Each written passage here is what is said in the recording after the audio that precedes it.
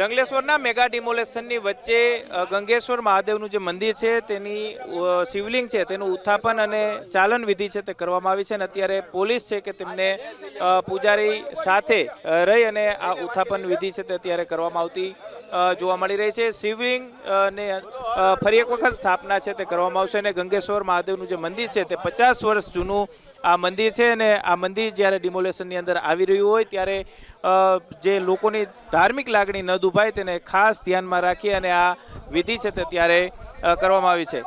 વર્ષો જૂના આ મહાદેવના મંદિરની જે શિવલિંગ જ્યારે કાઢવામાં આવી ત્યારે હર હર મહાદેવના નાદ સાથે આ મંદિર છે તે અત્યારે ગુંજી ઉઠ્યું છે। આપણી સાથે જે લોકો છે તેમની સાથે પણ વાત કરીશું, તેમના જે પૂજારી છે તેમની સાથે પણ વાત કરીશું અને ધાર્મિક લાગણી ન દુભાય તે રીતે આ પ્રક્રિયા છે તે અત્યારે કરવામાં આવી છે। આપણી સાથે તેમના પૂજારી સાગરભાઈ દવે છે તેમની સાથે વાત કરીશું કે તે કઈ રીતના અત્યારે આ સ્થાપિત જે ખાસ જે મંદિરની અંદર જે શિવલિંગ હતી તેમની અત્યારે ઉત્થાપન વિધિ કરી છે।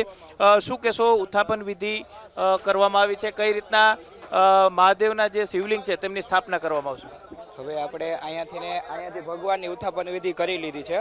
હવે આપણે ભગવાનની બીજી જગ્યાએ આપણે સરસ મજાની પ્રતિષ્ઠા કરશું અને ત્યાં એમનું પુનઃ પ્રાણની પ્રાપ્તિ કરાવશું। સાગરભાઈ દવે આપણી સાથે છે, તેમની સાથે વાત કરીશું।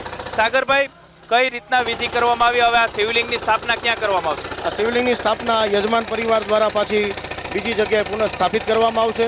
અહીંયા ચાલન વિધિ કહેવાય। ચાલન વિધિ દ્વારા ભગવાનનું તેજ એ કળશમાં લઈ લીધું છે, ત્યારબાદ હવે પાછા નૂતન જગ્યાએ ભગવાનને બિરાજમાન કરવાના છે અને યજમાન પરિવાર અને અમારા રાજકોટ ભક્તિનગર પીઆઈ સરવૈયા સાહેબની સાથે આ સુંદર મજાનું આ ભગવાનનું દિવ્યાતિ દિવ્ય ભવ્યાતિ ભવ્ય નવું મંદિર નિર્માણ થવા જઈ રહ્યું છે। કેટલા વર્ષ જૂનું આ મંદિર હતું?